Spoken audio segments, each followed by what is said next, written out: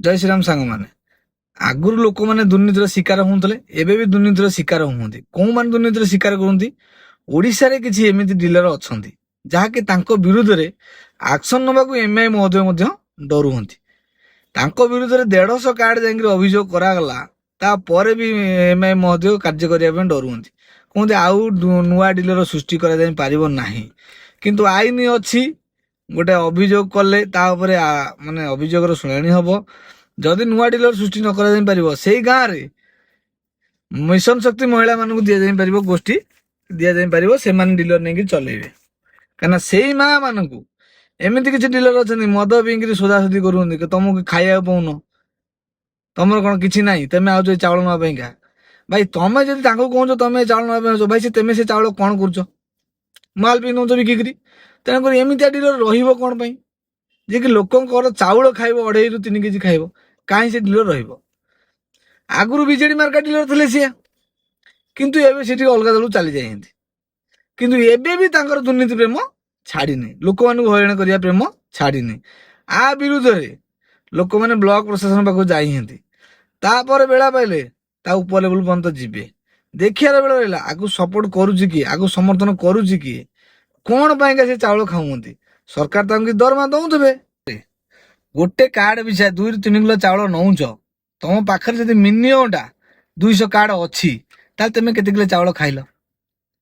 ତାହେଲେ ସରକାର ଦରମା ପାଇବ, ପ୍ଲସ ବସ୍ତା ବି ପାଇବ, ପ୍ଲସ ଇଏ ଏକ୍ସଟ୍ରା ଚାଉଳ ଗଲା। କାହା ବଳରେ ତମେ ଏତେ ଦୁର୍ନୀତି କରିବାକୁ ମାନେ ଏତେ ମରପୁର ଯାଇଛ? ଇଏ ଭାଇ ବିଜେଡି ସରକାର ନଥିଲା ଯେ ତମେ ବିଜେଡି ସରକାର ଥିଲା ଦୁର୍ନୀତି କରି ଖାଇ ନଉଥିଲା, ଚଳି ଯାଉଥିଲା। ଭାଇ ଏ ବିଜେପି ସରକାର ଲୋକଙ୍କ ସରକାର, ଲୋକ ବିରୋଧ କରିବେ, ରାଜରାସ୍ତାକୁ ଆସିବେ। ତେଣୁକରି ଆକୁ ସପୋର୍ଟ କରୁଛନ୍ତି କୋଉମାନେ? ନା ଯୋଉମାନେ ଆଗରୁ ତାକୁ ସପୋର୍ଟ କରି ଡିଲର କରେଇଥିଲେ, କିଛି କୁଜିଗେଣ୍ଡା ଅଛନ୍ତି, ତାଙ୍କର ଆଉ ପତିଆଟା କଟିଯିବ। କାରଣ ସେ କରେଇଥିଲେ, କଟିଗଲା, ତାଙ୍କ ପତିଆଟା କଟିଯିବ। ମୋର ଭିଡ଼ିଓ ମାଧ୍ୟମରେ ସରକାରଙ୍କୁ ଡାଇରେକ୍ଟ ଅନୁରୋଧ ରହିବ, ଆ ଉପରେ ଗୋଟେ ଦୃଢ଼ କାର୍ଯ୍ୟାନୁଷ୍ଠାନ ଗ୍ରହଣ କରନ୍ତୁ। କାହିଁକିନା ଲୋକଙ୍କର ଇଏ ମୋହନ ମାଝୀ ସରକାରର ବହୁତ ଆସ୍ଥା ଅଛି, ଲୋକ ଚାହୁଁଛନ୍ତି। କାହିଁକି ଦେଖନ୍ତୁ, ମୁଁ ଆର ଗୋଟେ ଛୋଟ ଉଦାହରଣ ଦଉଛି। ଆଗରୁ ଡାଇରେକ୍ଟ ଡିଲର କଣ କରୁଥିଲା? ମେସିନ୍ ନଥିଲା, ଡାଇରେକ୍ଟ ମେସିନ୍ ଉପରେ ଥୁଆ ନଥିଲା। ଆଗ ପଞ୍ଚିଂ ହେଇଯାଉଥିଲା ଫିଙ୍ଗର, ତାପରେ ଆକୁ ଚାଉଳ ମିଳୁଥିଲା। ତମର କେତେ କେଜି? ମୋର 30 କେଜି।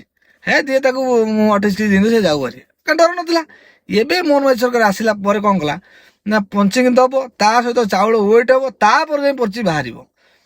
କିନ୍ତୁ ମୋହନ ସରକାର କଲା ପରେ ଡିଲର ମଧ୍ୟ ବି ମହାନ ଚଲାକି ହେଇଗଲେ। ଚଲାକି କଣ ହେଲେ ନା ପଞ୍ଚିଂ ପରେ ଆଉ ଗୋଟେ ଏକ୍ସଟ୍ରା କଣ୍ଟା ରଖିଛନ୍ତି, ସେ କଣ୍ଟାରେ ଥୋଇକିରି 2 କେଜି କାଟି ଦଉଛନ୍ତି। ଲୋକ ବି କିଛି କହୁନାହାନ୍ତି ଭୟରେ। କିନ୍ତୁ ଏବେ କହିଲେ ହଉଛି ବିରୋଧ କଲେ, କାରଣ ସରକାର ବଦଳିଛି। ଲୋକଙ୍କର ଆଶା ଅଛି ଏ ସରକାର ଉପରେ, ଯେ ସରକାର ପାଖରେ ବିରୋଧ ପହଞ୍ଚିଲେ ଆ ଉପରେ କାର୍ଯ୍ୟାନୁଷ୍ଠାନ ଗ୍ରହଣ କରାଯିବ। ତା ସପୋର୍ଟରେ ବ୍ଲକ ଗଲେ କିଛି ଲୋକ ଯେ ଡିଲର ରୁହନ୍ତୁ, କାହିଁକି ନା ସିଏ ଠିକ ପାଇଯାଉ, ତାଙ୍କର ମାଲ ପିଆ ଟିକେ ହେଇଯାଉଛି। ତା ବିପକ୍ଷରେ ଲୋକ ଗଲେ, ବିରୋଧ କଲେ, ଭଲ ମନ୍ଦ ହେଲା।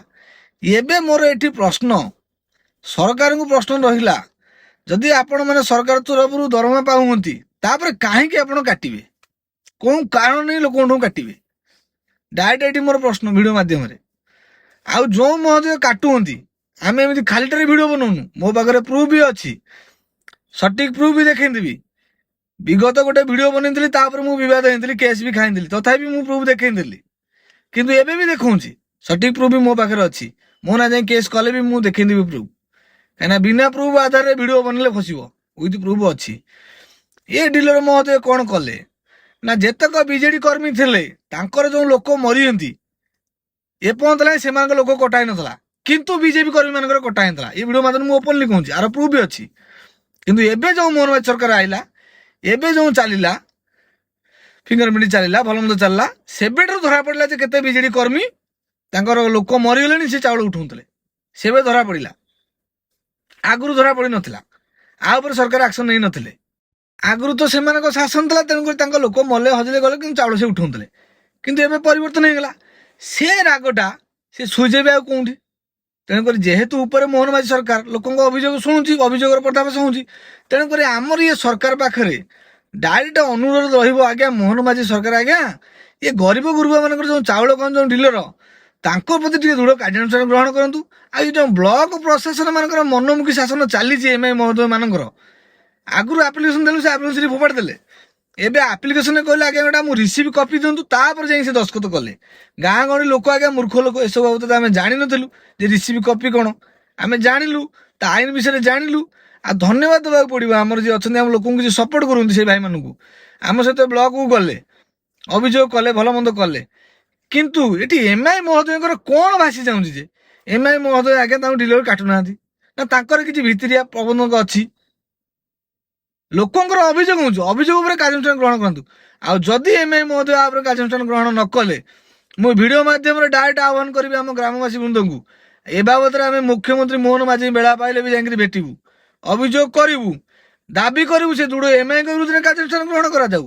ତତ୍ସହିତ ଏ ଡିଲର ବିରୋଧରେ ଦୃଢ଼ କାର୍ଯ୍ୟାନୁଷ୍ଠାନ ଗ୍ରହଣ କରି ଆଇନ ହିସାବରେ ତାଙ୍କୁ ଦଣ୍ଡିତ କରାଯାଉ। କାରଣ ଏ ଲୋକଙ୍କୁ ଠକୁଛନ୍ତି। ଆମର ଆଶା ଅଛି ମୋହନ ମାଝୀ ସରକାରଙ୍କ ଉପରେ, ଦୃଢ଼ ଭରସା ବି ଅଛି।